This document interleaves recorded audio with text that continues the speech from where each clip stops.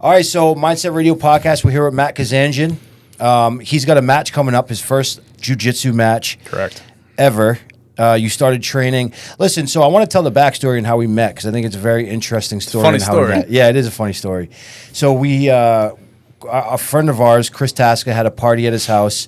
I think it was what, for New Year's or Christmas? No, it was a holiday. It was a holiday party, Yeah, but Christmas. it was a holiday party, and it was 2 days after Thanksgiving. Okay, so it was like an awkward holiday Thanksgiving, party. Christmas party, whatever.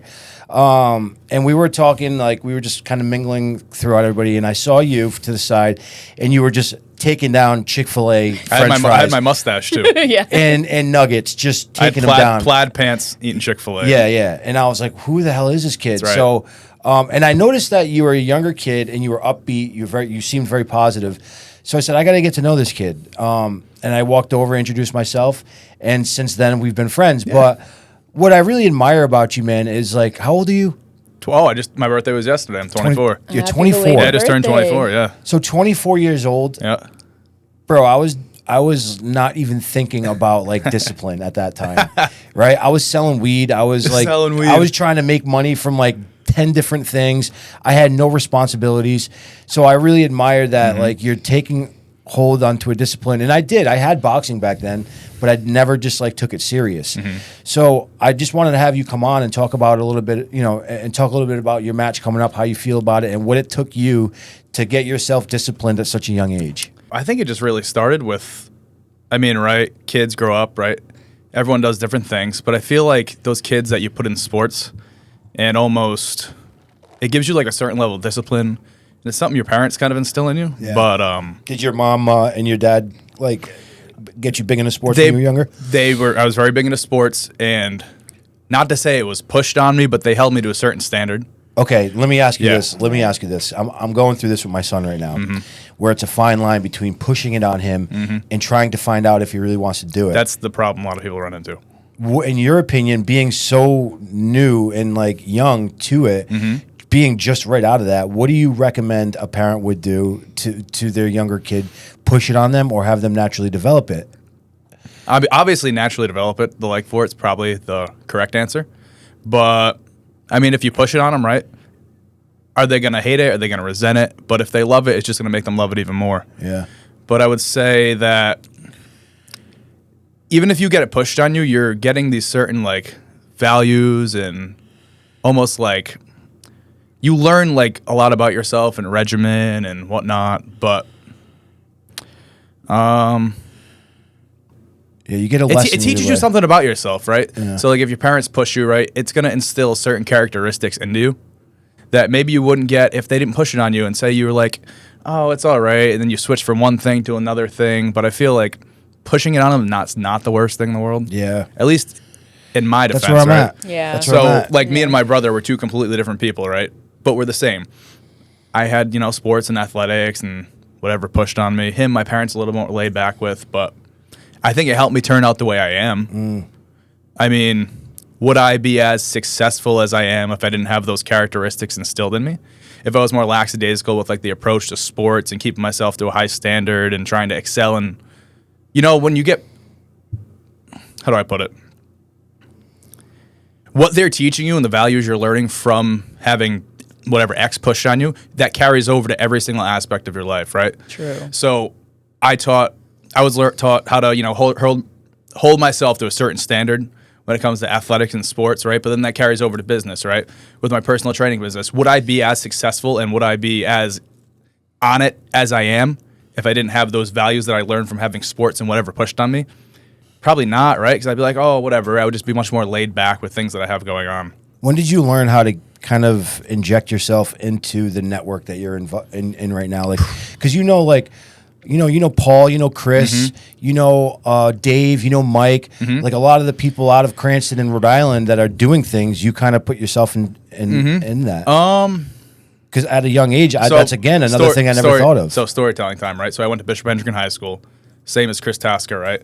It's an all-boys, male, Catholic high school in Warwick, Rhode Island, right?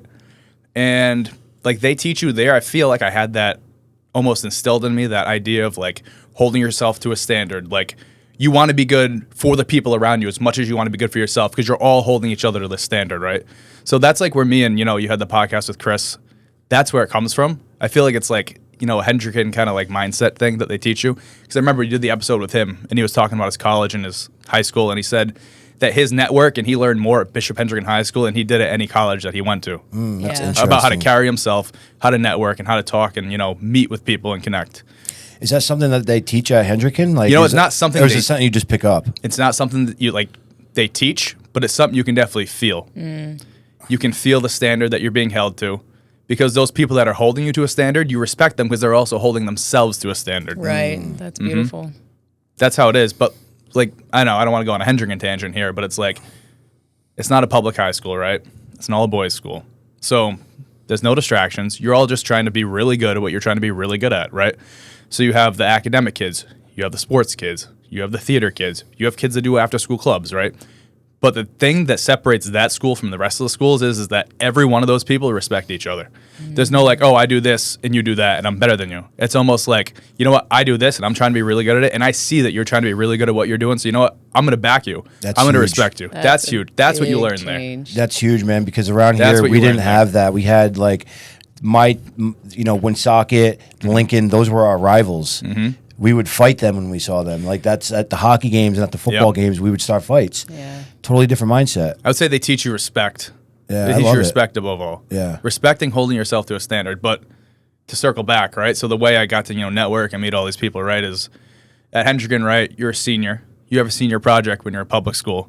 At Hendricken, you have a senior experience. So you don't have a senior project. You're not doing a paper on anything. You need to go out, network, and find someone in the field that you want to pursue. And you got to network with them. And basically you would go, and every Monday for the fourth semester of the year, you would go and you would shadow that person at their business. Wow. That's So I was just an innovation customer. I was probably 16, 17 at the time. So I walk in, I just said to Paul, I was like, hey, you think I can come in Mondays? My school's doing this thing, right? At Innovation. At Innovation. Yeah, got it. And he was like, sure, bro. Because he at that time, he didn't have many people that worked for him. Yeah. It was him, Nicole, and maybe one other person. So I was kind of like I was the one that got to absorb all that knowledge from him, right? He was like my mentor in a sense. Yeah. So I learned a lot of my business, the way I, run my business, the way I network with people, the way I talk to people. I learned that from him. Wow. Because he was like a mentor / second father figure to me at the time, right? Wow. Because I was 17, I was hanging out with this dude 5 days a week, right? You can't help but absorb the way they are, right? Yeah. True. So I learned there. It's so important to have a positive role model around you. It's just, You have to. it really is. And if you can be a role model, it's going to be really cool when you'll be able to eventually do that for somebody. So he said the same thing to me. He had a role model. So he was just basically that for me when it comes to business and whatnot. I learned the way, how to treat people, how to talk to people, and how to almost insert myself in conversations or with other people in different groups. And just how to always get my name around and whatnot. But at the end of the day, your net worth is your network is your net worth. absolutely, right? Because like me, right? I run a business. It does well. I've been doing it since I was 21, right? I didn't go to school. I didn't go to college. I'm the perfect example, right? I don't have any college degree, this, that, the other thing that says I'm successful or I had to do this, whatever. I kind of just Did it. built myself from, I said, you know what? I want to train people. Then I want to open a gym.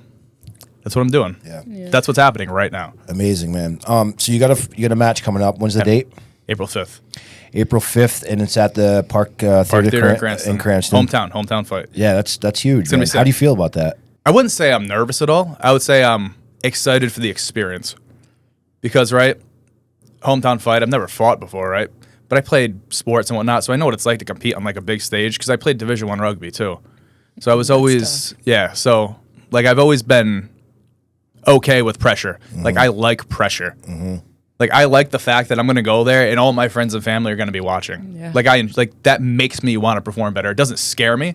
I feel like that's the thing, right? You're either going to get scared or you're going to excel with that pressure on you. Yeah. And you're either one or the other kind of person. I think that's what actually breaks a fighter in the sport is if you're scared and you're going against an opponent who feeds off of that pressure, you're going to get dissolved. You're going to get swallowed. And a lot of people gonna eat probably you alive. have that skill that this kid might even be better than you. But if you're better under pressure, that's it, man. Yeah. A lot of people fold when you go out there. Yeah. Where do you train?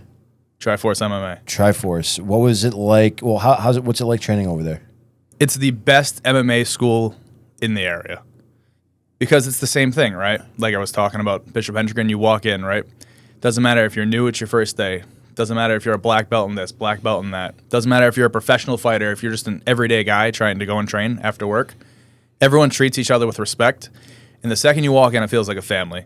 You walk around the corner, you say what's up to the front desk guy.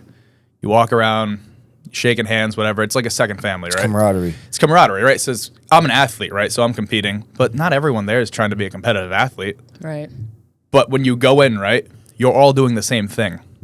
Just because one person's doing it at a higher level than the other, it doesn't take anything away from the other person. So everyone's in there pushing each other to be better. And that's what it is. It's like a family environment. That's awesome. And where can we get tickets? You can get tickets on CES, the website, through Park Theater. I think it's like e-ticket. They were going to do physical tickets, but they decided the other day it's all going to be e-ticket. Oh, really? Smart. Okay. Yep. So can they go on your Instagram? And So they can go on my Instagram. I think this post in my story. And then when you go on, you can use my code as an athlete, put in my last name, Kazanjian, and then you get tickets. Awesome. But I feel like they're going to sell out. I don't think it's the biggest venue in the world. No, it's small. a venue. We do the HVAC over there. Yeah, it's not huge. It's a good size. Yeah, it's not bad. You're definitely gonna have a lot of fun over there. It's definitely going to be filled. We'll be there, and I can't wait Yeah. to support you, man. And I look forward to you coming on and having a full length podcast. I think that now that we spoke a little bit and kind of dove into some of your background, There's a lot to unfold. Yeah, let's do it. There's a lot to unfold. Let's do it. Yeah. But I just wanted to promote this fight really quick, man. It's going to be a good night. Good fight. We wish you the best of luck. Of course. Definitely. Thank you, man.